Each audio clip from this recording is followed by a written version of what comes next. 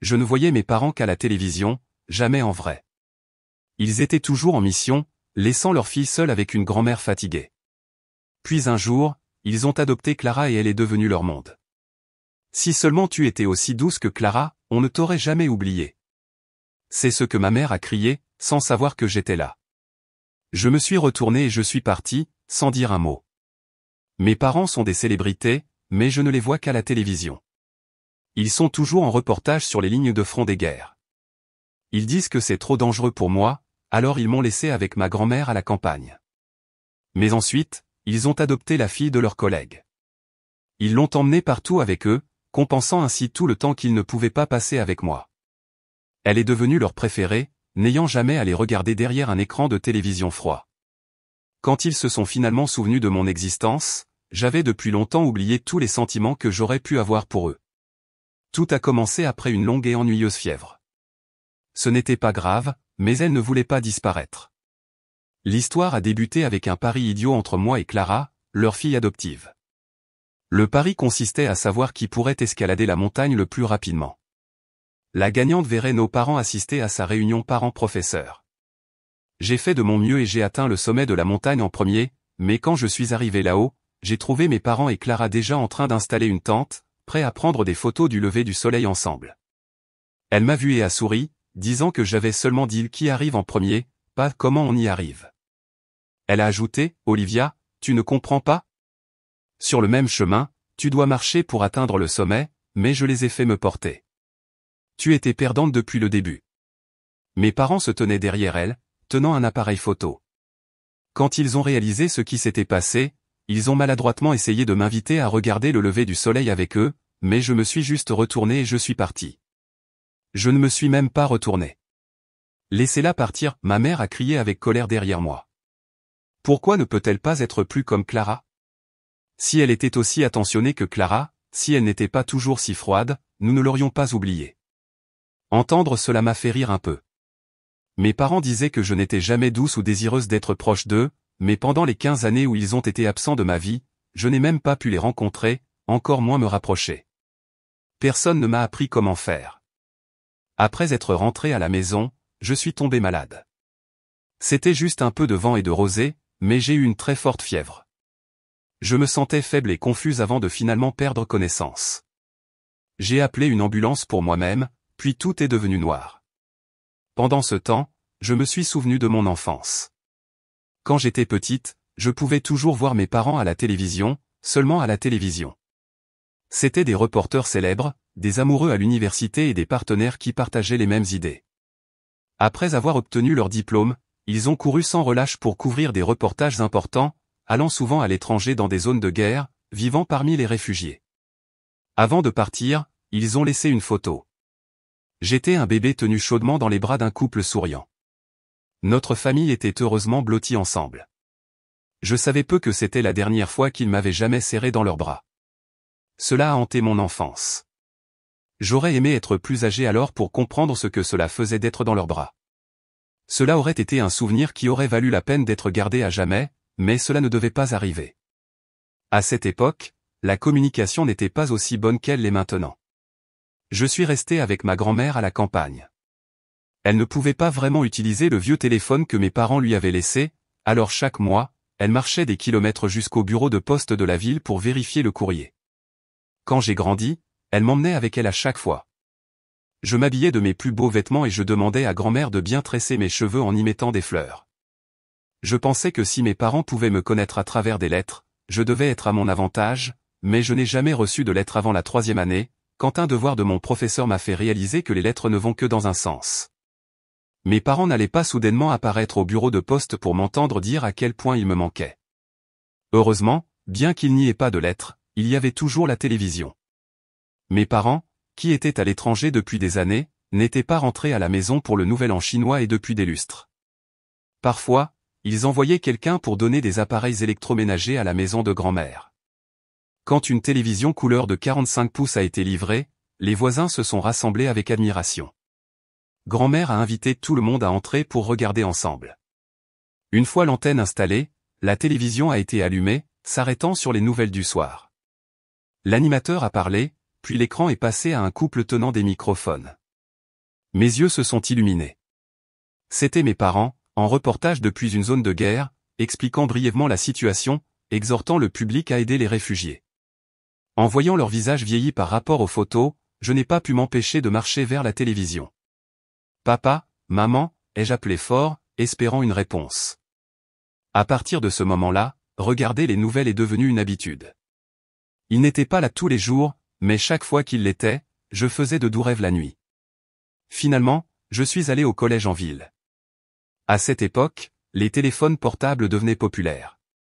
Un jour, après l'école, j'ai trouvé un vieux téléphone déchargé dans le tiroir de grand-mère. Je l'ai chargé et j'ai trouvé le contact avec les noms de mes parents. Sentant mon cœur battre, j'ai essayé d'appeler, mais l'appel n'a pas abouti. La facture de téléphone était impayée depuis trop longtemps. Plus tard, après avoir économisé, j'ai mémorisé leur numéro. Chaque jour, enfin, pour mon anniversaire, j'ai donné 10 $ au petit commerçant pour utiliser son téléphone et j'ai appelé le numéro. Il a sonné pendant longtemps, juste au moment où je pensais que personne ne répondrait, cette douce voix masculine dont je rêvais souvent s'est fait entendre. Papa, ai-je appelé avec excitation son nom et je lui ai dit « Je suis ton bébé », mais il est resté silencieux pendant longtemps, presque comme s'il ne se souvenait pas qu'il avait un bébé à la maison. Quand il a finalement parlé, sa voix était un peu précipitée. Il a dit « Bébé, papa est occupé avec le travail, je t'appellerai plus tard. Écoute grand-mère pendant que tu es avec elle. » Avant que je puisse répondre, il a raccroché. J'ai tenu mon téléphone réchauffé par mon oreille, me sentant un peu perdu. C'était la première conversation dont je me souvenais avoir eu avec mon père. Les enfants ont des instincts aiguisés. Ce jour-là, j'ai soudainement réalisé quelque chose. Mes parents ne me manquaient pas comme je leur manquais.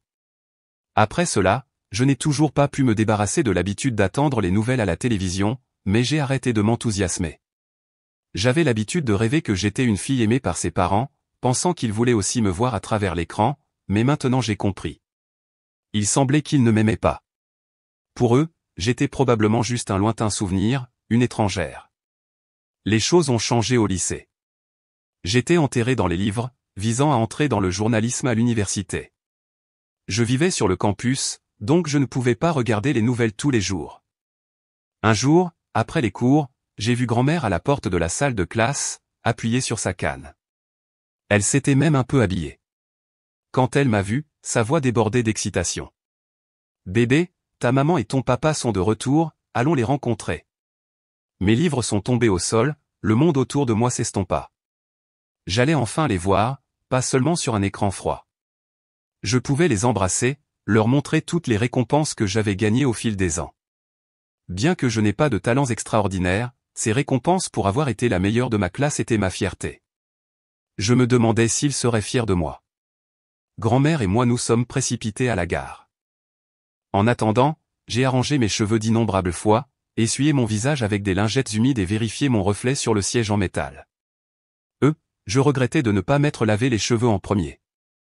J'étais nerveuse à propos de leur première impression, mais je me suis disputé avec moi-même qu'ils étaient mes parents, ils ne devraient pas juger. Et la fierté de mon cerveau d'adolescente battait son plein. Je pensais que s'ils pouvaient m'ignorer quand j'étais enfant, je devrais être un peu distante aussi. Cela nous rendrait quittes. Grand-mère et moi avons attendu en vain tard dans la nuit à la gare. L'ami de papa s'est présenté. Il a dit que papa avait appelé, qu'ils étaient dans la capitale et qu'il ne resterait qu'une semaine, le travail étant terminé, il ne rendrait pas visite à la maison. Inutile d'attendre, a-t-il dit. J'ai entendu les mots, mon esprit embrumé, mais cela ne m'a pas surprise. J'ai ressenti un nouveau dédain pour eux.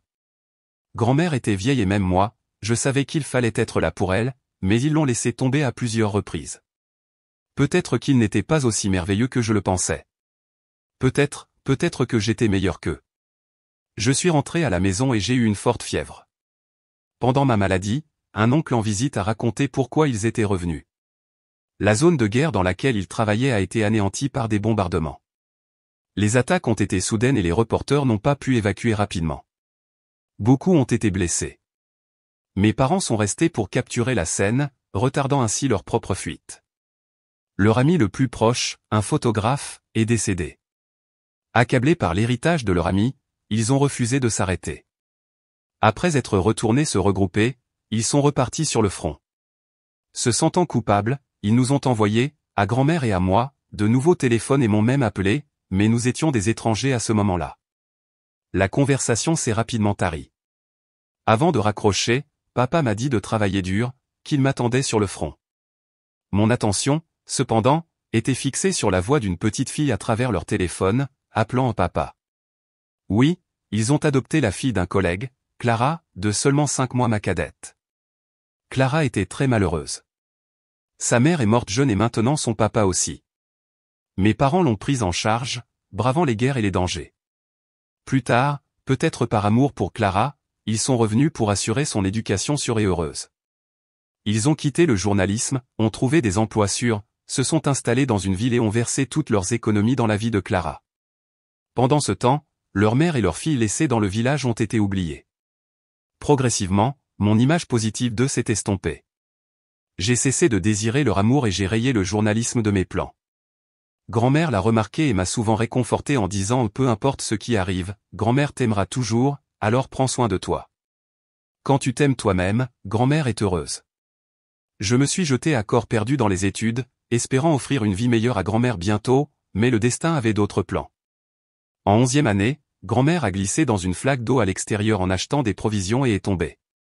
Elle n'a rien dit à personne, a continué à vivre seule et a même promis au téléphone de faire mes côtes de porc préférées quand je rentrerai à la maison. Mais avant la pause, mes parents sont revenus pour s'occuper des funérailles de grand-mère. Ils se tenaient au bureau du directeur avec une fille à la peau bronzée à côté d'eux. Dès qu'elle m'a vu, elle a reniflé et s'est détournée, une assurance que je ne pouvais pas comprendre.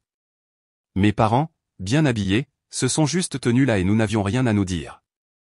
C'était maladroit, étranger. Puis ils ont annoncé la nouvelle. Grand-mère était partie. Ils sont venus me chercher parce que c'était le dernier souhait de grand-mère de m'emmener en ville pour m'élever. À ce moment-là, j'ai eu l'impression que tout mon monde s'effondrait. J'ai oublié comment j'ai pleuré et les ai suppliés de m'emmener voir grand-mère, mais quand je l'ai finalement vue, il n'y avait qu'une pierre tombale froide. Ils m'ont réconforté en disant sans grand-mère, tu auras toujours maman et papa. Leurs mots étaient maladroits et écrits. Clara, qu'ils avaient adoptée, me faisait des grimaces derrière. Maman et papa ne te doivent rien.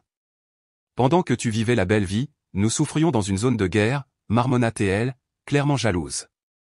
Cela m'a mise en colère. J'ai ignoré les tentatives de mes parents de m'arrêter et je me suis précipité sur elle, lui arrachant une touffe de cheveux. Son cri a percé le silence du cimetière. Puis une gifle sèche a retenti. La mère habituellement louée comme une dame avait l'air stupéfaite devant sa propre main, puis devant ma joue enflée. Elle a tendu la main pour me réconforter, mais je me suis détourné. Le sourire chaleureux de grand-mère était sur la photo derrière moi. J'ai réalisé que j'étais seul dans ce monde. Même si j'avais trouvé mes parents, ils avaient une autre fille. Ils ont canalisé toute leur culpabilité sur elle. Ils m'ont même blessé pour elle. Il ne sert à rien d'espérer leur amour. À partir de maintenant, je devrais m'aimer moi-même. Dans mon rêve, une voix aimable et familière a dit, ils ne savaient pas mieux. Ils ont perdu leur meilleur enfant et ils le regretteront. Je n'ai pas pu m'empêcher de tressaillir, une larme coulant. Quand je me suis réveillé, je me suis senti vide, comme si toutes les émotions que j'avais eues à désirer mes parents avaient disparu. J'étais plus calme que jamais. Quand l'infirmière m'a vu réveillé, elle était ravie. Tu es enfin debout, tu es restée inconsciente pendant 4 jours, a-t-elle dit et est allée appeler mes parents. Elle est revenue après un moment, ayant l'air maladroite. Ta maman était là plus tôt, mais elle n'est pas disponible maintenant. Elle passera plus tard, a-t-elle dit. Je savais pourquoi. Aujourd'hui, c'était la réunion parents-professeurs de Clara. Clara et moi étions dans une bataille au coude à coude sur les notes depuis le collège. Au dernier test, j'ai finalement pris la première place qu'elle avait toujours occupée. Clara a affirmé que cela n'aurait pas d'importance, que maman et papa donneraient toujours la priorité à ces réunions. Cela m'a fait la défier à une randonnée, ce qui semble idiot maintenant. Leur amour n'est pas tangible, mais la connaissance l'est. J'ai gagné mon rang et je n'ai plus besoin de rivaliser avec Clara. Maman est finalement arrivée dans la soirée. L'infirmière l'avait appelée une demi-heure avant et elle est arrivée avec un gâteau, ayant l'air coupable, mais quand elle a appris que je m'étais fait renvoyer, la culpabilité s'est transformée en colère. Je n'avais pas de téléphone, pas d'argent pour un taxi ou de monnaie pour un bus, alors je suis rentré à la maison à pied. Il a été facile pour maman de me rattraper dans la voiture. Avant même qu'elle n'ait complètement baissé la vitre, elle a commencé à crier. « Olivia, pourquoi es-tu si peu attentionnée? As-tu au moins des manières? Laissez ta propre maman en plan? J'ai attendu que vous toute la journée, ai-je dit calmement. Je n'ai pas d'argent. Vous n'avez payé que mes frais médicaux et d'hospitalisation. J'ai faim, alors je rentre à la maison à pied. » Surprise de mon honnêteté, elle a hésité avant de me faire monter dans la voiture. J'ai obéi et depuis le siège avant, elle a maladroitement offert, je t'ai acheté un cadeau pour me faire pardonner et ne sois pas en colère pour quelque chose de petit. J'ai regardé autour de moi calmement, mon regard se posant sur la boîte à gâteaux. On dirait que Clara a bien fait aujourd'hui. Est-ce sa récompense, ai-je demandé. Prise au dépourvu, elle a inspiré brusquement, sur le point d'exploser, mais elle s'est arrêtée, voyant mon expression impassible à travers le rétroviseur. Non plus bouleversée, juste énonçant des faits. Olivia, a-t-elle demandé, incertaine. J'ai juste fait un sourire formel. Au moment où nous sommes arrivés à la maison, papa avait probablement été informé des événements de la journée. Pendant le dîner, il a légèrement grondé maman pour qu'elle soit plus attentionnée, puis a éludé avec « Nous avions tort, Olivia, ne sois pas fâchée, nous allons changer. » Sa voix laissait deviner une culpabilité. Personne n'a plus mentionné ma maladie. Il voulait passer à autre chose. Autrefois, j'aurais pu me sentir lésé, maintenant je voulais juste me concentrer sur mes études. J'ai répondu froidement, pas de raison d'être bouleversé pour des choses qui n'ont pas d'importance. Sous leur regard, j'ai mangé lentement, puis je suis monté à l'étage pour étudier. Vers 9 heures, on a frappé à la porte. « Olivia, as-tu un moment pour parler avec maman et papa ?» La voix prudente de papa a appelé de l'extérieur. Fronçant les sourcils à mon problème de physique, j'ai soupiré. « Pas besoin, ai-je poliment refusé. » Il semblait déterminé, insistant cependant pour parler. Je sais qu'il pensait que j'étais fâché d'être ignoré et qu'un peu de douceur suffirait à arranger les choses, mais progressivement, ils ont commencé à paniquer. Ils ont réalisé que je ne me souciais plus vraiment d'eux. J'ai cessé de me réveiller tôt pour leur préparer leur petit déjeuner et leur thé préféré. Je ne leur disais pas bonjour en premier chaque jour. Ils avaient l'habitude de dire que j'étais trop dur et que je devais être plus comme Clara, qui savait charmer nos parents, mais ils acceptaient toujours volontiers mes gestes. Même maintenant, ils tendent instinctivement la main vers la tasse, pensant qu'elle est remplie du café ou du thé que je préparais autrefois, même si c'est parti depuis longtemps. Ils ont supposé que je boudais juste et ont essayé de me parler à quelques reprises, mais je les ai repoussés. Après quelques tentatives, ils ont commencé à se sentir coupables. Papa, qui n'a jamais emmené que Clara à l'école, a surpris en demandant si j'avais besoin d'un lift. J'ai accepté parce que la dernière année est agitée et je ne voulais pas perdre de temps à prendre le bus. Clara a fait une scène quand elle a vu que j'avais droit à un tour en voiture, refusant d'aller à l'école. Finalement, mes parents ont partagé les tâches, chacun nous emmenant l'un de nous. Maman a trouvé cela compliqué car son travail n'était pas sur le chemin et après quelques voyages avec Clara, elle a commencé à se plaindre à moi. Je n'ai pas bougé cette fois, faisant semblant de ne pas l'entendre. Avec le temps, ses regards vers moi sont devenus de plus en plus insatisfaits, mais j'ai cessé de me soucier de ce qu'elle pensait il y a longtemps. N'ayant pas à leur faire plaisir, ma vie est devenue paisible et détendue. Un jour, Clara a refusé le tour de maman, exigeant que papa l'emmène. Elle pensait que l'agacement de maman envers moi signifiait que si papa arrêtait de me conduire, maman ne s'en soucierait pas non plus, me laissant marcher, mais maman nous a surpris en me disant simplement de monter dans la voiture avec un visage sévère. Clara était choquée et moi aussi. Sur le chemin de l'école, maman était distraite et a accidentellement embouti l'arrière de la voiture de devant. Quand le grand gaillard a semblé sortir, elle était visiblement effrayée. Elle conduisait rarement autre que pour nous emmener et l'accident l'a ébranlée. Pendant qu'elle tâtonnait avec son téléphone pour appeler papa, je suis sorti, j'ai attrapé le téléphone et j'ai calmement appelé l'assurance, négociant avec l'autre conducteur. Elle a regardé tout cela, essayant souvent de dire quelque chose, mais s'arrêtant. Heureusement, le conducteur était accommodant, contrairement à certaines personnes dans notre village. L'incident s'est terminé sans trop de problèmes. Depuis lors, le regard de maman est passé de la désapprobation à quelque chose comme de l'admiration. Ce soir-là, elle a raconté l'histoire au dîner. Papa, en l'entendant, était plein d'éloges pour mon calme. Ils ne se sont pas retenus sur les compliments, empilant de la nourriture dans mon assiette et se renseignant sur l'école. Je n'étais pas intéressé à répondre, alors j'ai repoussé la nourriture, j'ai terminé mon repas et je les ai laissés à table pour étudier.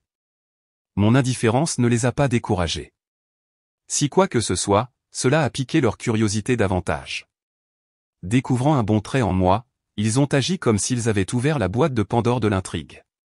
Ils pensaient autrefois que j'étais terne et inintéressante, mais maintenant ils voyaient de la profondeur. Ils ont appris que j'excellais à l'école, que je visais haut et que j'aimais aider mes camarades de classe, gardant une bonne réputation. Je gardais notre maison impeccable, je cuisinais bien et je m'adonnais même au tricot et aux compétences de jardinage que j'avais acquises en vivant avec grand-mère. Soudain, ce qu'ils pensaient être ennuyeux s'est transformé en maturité.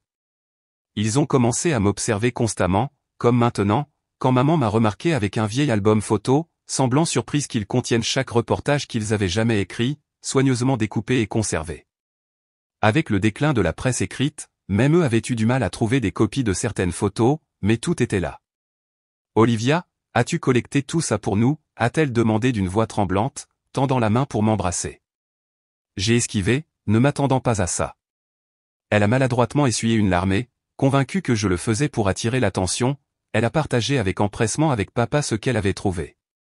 Mais elle ne savait pas que j'avais l'intention de le jeter. 3 jours plus tard, ils l'ont trouvé au stand de déchets près de notre immeuble. Quand maman m'a confronté, j'ai calmement dit que j'allais le jeter à la poubelle, mais il a été ramassé. Je le jetterai plus loin la prochaine fois. Cela a déclenché une dispute qui s'est terminée avec papa empêchant maman de me frapper. Alors qu'il la raccompagnait, il m'a jeté un coup d'œil en arrière.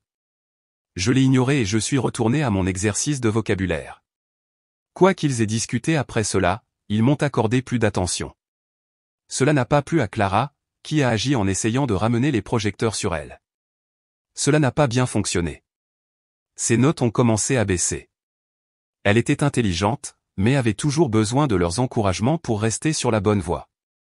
Avec sa concentration perdue, elle était rapidement à la traîne. Finalement, avec seulement 3 mois restants avant les examens d'entrée à l'université, ses parents ont remarqué son déclin. Ce jour-là, Clara pleurait quand ils l'ont récupérée à l'école. Son professeur de salle avait appelé sa mère pour une discussion, l'avertissant de la situation actuelle de Clara.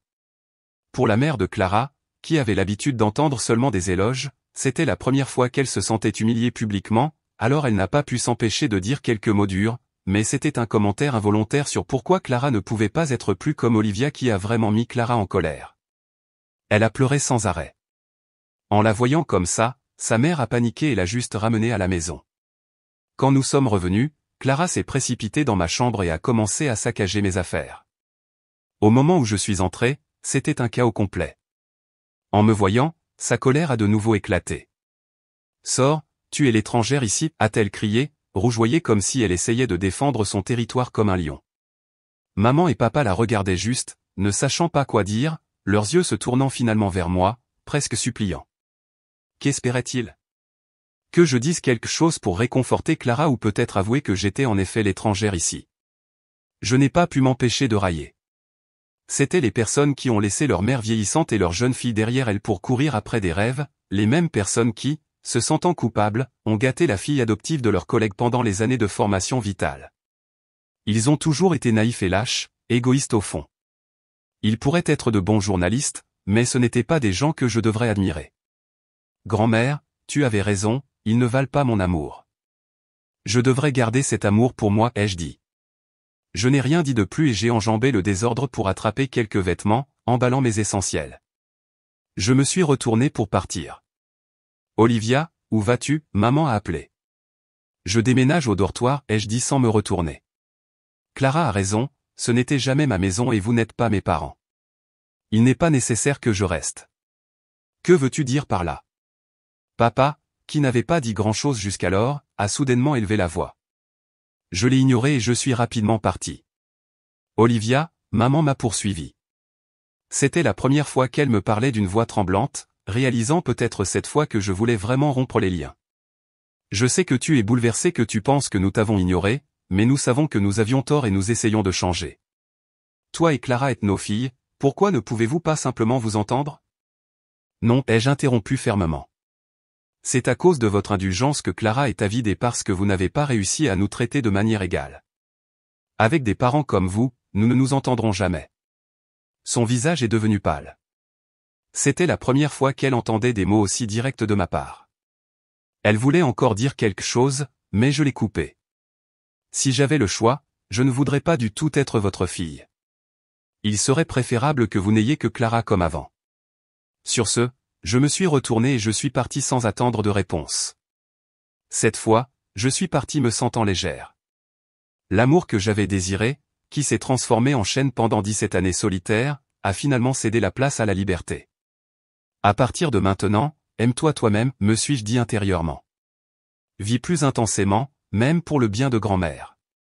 Le transfert pour vivre à l'école a été facile. J'ai juste dit au professeur que j'avais besoin de me concentrer. Étant l'une des rares perspectives de Harvard ou de Singa, l'école était plus qu'heureuse de m'aider.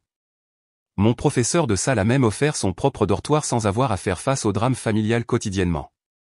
Je me suis concentré plus intensément sur mes études, gagnant plus de confiance à l'approche des examens. Clara, d'un autre côté, ne s'est pas reprise. En fait, elle est devenue plus morose après mon départ. Un jour, elle m'a arrêté à l'extérieur du dortoir. Ses yeux étaient rouges. « Tu as gagné » a-t-elle dit, presque étouffée par les larmes. « Mes parents parlent de toi tout le temps et me blâment de t'avoir chassée. Es-tu heureuse maintenant ? C'est moi qui suis restée avec eux à l'étranger, j'ai souffert avec eux, pas toi. Qu'est-ce qui te donne le droit de prendre leur amour ? Mais tu n'étais là que pendant 2 mois dans une zone paisible, loin de tout danger, ai-je interrompu. Tu ne te souviens que de ta peur, mais tu oublies qu'ils ont tout abandonné, même leurs emplois, pour toi. Tu te concentres uniquement sur toi-même et tu ignores les autres sacrifices. D'une certaine manière, vous allez tous très bien ensemble. Tu ne comprends pas, m'a crié Clara. Ma mère est morte tôt, mon père m'a laissé avec des proches pour aller dans des zones de guerre pendant des années. J'ai été ballotté, méprisé. Finalement, j'ai eu une maison, des gens qui se souciaient de moi et tu as tout gâché. Elle était en train de craquer, pleurant sur place. Je l'ai juste regardé calmement et j'ai dit, si tu continues à t'adonner à toi-même, la seule chose que tu vas gâcher, c'est ton propre avenir. Elle n'écoutait tout simplement pas. Ses yeux étaient rouges d'avoir pleuré. Elle a dit qu'elle était sur le point de perdre sa maison et a demandé quel avenir elle avait. En entendant ça, je n'en ai pas dit plus. Je l'ai contournée et je suis retourné à mon dortoir. Alors que je partais, elle a tiré sur ma chemise, sanglotant, me suppliant de promettre de ne pas revenir. Je t'en supplie, Olivia, a-t-elle dit. Il ne pense qu'à toi maintenant. Chaque jour à la maison, te voir ou voir quelque chose qui te concerne les fait pleurer. J'avoue que je ne suis pas aussi bonne que toi, mais j'ai vraiment peur. S'il te plaît, ne reviens pas. Je l'ai regardée, accroupie sur le sol, suppliant comme ça. Je ne pouvais pas la relier à la fille confiante et brillante que j'ai rencontrée au début. Clara avait raison, mes parents le regrettaient vraiment. Ils n'ont cessé de m'appeler ces derniers jours, venant même à l'école à ma recherche. Ils ont déterré les cadeaux que je leur avais faits autrefois. Parfois, ils avaient l'air peinés, d'autres fois surpris par ma créativité et mon talent, tristes parce que quand ils me reverraient, je ne les appellerais même pas maman ou papa. Finalement, je n'en pouvais plus et j'ai demandé de l'aide à mon professeur. J'ai expliqué ma situation familiale. L'école a pris cela au sérieux et a parlé à mes parents à quelques reprises et ils ont arrêté de venir après cela. Clara a été fidèle à sa parole, elle ne voulait que l'amour de sa maison, pas un avenir. Les examens d'entrée à l'université approchaient, mais elle avait l'esprit ailleurs qu'à étudier. Tout ce à quoi elle pensait, c'était comment faire connaître sa présence à ses parents. Même ses professeurs avaient abandonné et ses parents étaient prêts à lui faire redoubler l'année, mais Clara s'en fichait. Sa rébellion a porté ses fruits. Ses parents tournaient autour d'elle tous les jours, ne pensant qu'à elle et la gardant dans leur cœur, alors elle a repoussé les limites de la rébellion encore plus loin, épuisant à la fois ses parents et ses professeurs et je ne pouvais pas commenter cela car je croyais que chacun avait son destin. Les examens d'entrée à l'université sont arrivés rapidement. Je suis resté stable tout au long. En sortant de la salle d'examen, je me suis senti complètement à l'aise. Les questions ne me semblaient pas si difficiles. J'avais passé d'innombrables jours et nuits à bachoter pour compenser l'écart d'éducation entre la ville et tout a porté ses fruits maintenant. J'étais confiante quant à mes notes, suffisamment pour m'inscrire dans une université de premier ordre, loin. Pendant ce temps, Clara était un désastre. Elle a rendu une copie vierge pour les mathématiques. Ses parents soupirent depuis qu'ils l'ont appris. Ils regrettaient sincèrement tout maintenant et je leur manquais encore plus. Ils m'ont exhorté avec empressement à revenir et cette fois, je n'ai pas refusé. J'avais besoin de faire mes valises et de dire certaines choses en face. Il n'y avait pas grand-chose à emballer. Une seule valise suffisait, à moitié remplie de souvenirs de grand-mère, le gant qu'elle a tricoté quand j'étais à l'école primaire, le cahier d'exercice qu'elle m'a acheté quand j'ai obtenu ma première récompense et les livres d'histoire qu'elle a rapportés après une longue marche de 30 miles jusqu'à la ville. Chaque objet était la preuve de la façon dont j'avais été bien aimé. Une fois que tu seras parti, ne reviens pas, a dit Clara avec haine et peur, me regardant tout le temps pour s'assurer que je ne prenais pas trop de choses. Mais ces deux-là m'ont encore demandé de rester alors que j'étais sur le point de partir.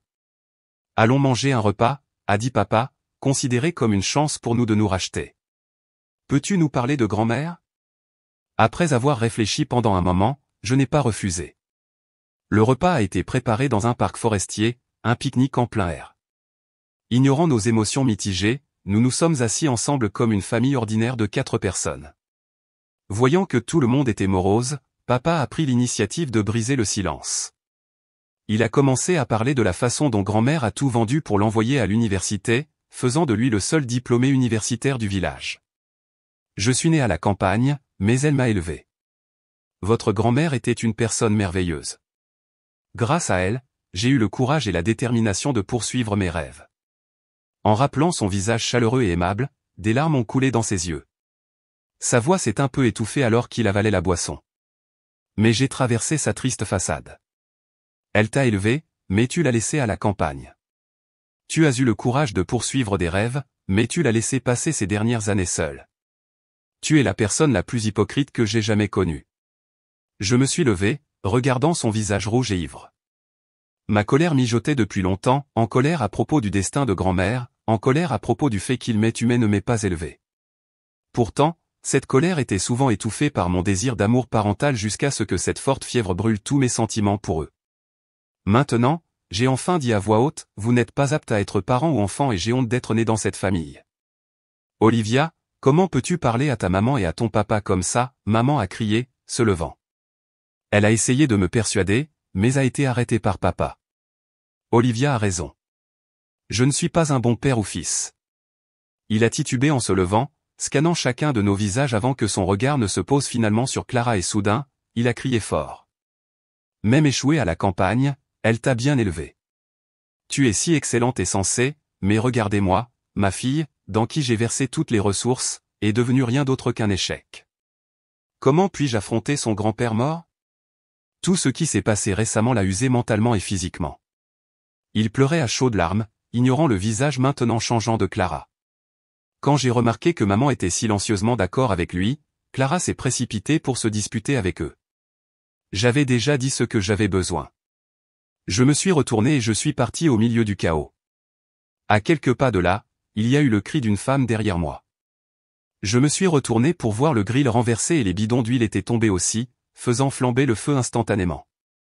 Instinctivement, j'ai couru jusqu'à la caserne de pompiers la plus proche pour prendre un extincteur. Au moment où je suis revenu, mes parents étaient revenus à la réalité et éteignaient calmement le feu. Nous avons travaillé ensemble en silence et un incendie presque désastreux avec des conséquences potentiellement graves a été éteint en toute sécurité. Alors que les dernières flammes s'éteignaient, le visage de mon père était maculé de cendres, mais il ne semblait pas s'en soucier. Il me regardait juste avec un regard intense. Elle est vraiment ma fille, a-t-il dit plein de fierté, toujours prête à se battre à nos côtés. Il se souvenait de l'époque où lui et maman étaient dans la zone de guerre. La fumée épaisse a alarmé les gardes forestiers et ils ont appelé les autorités.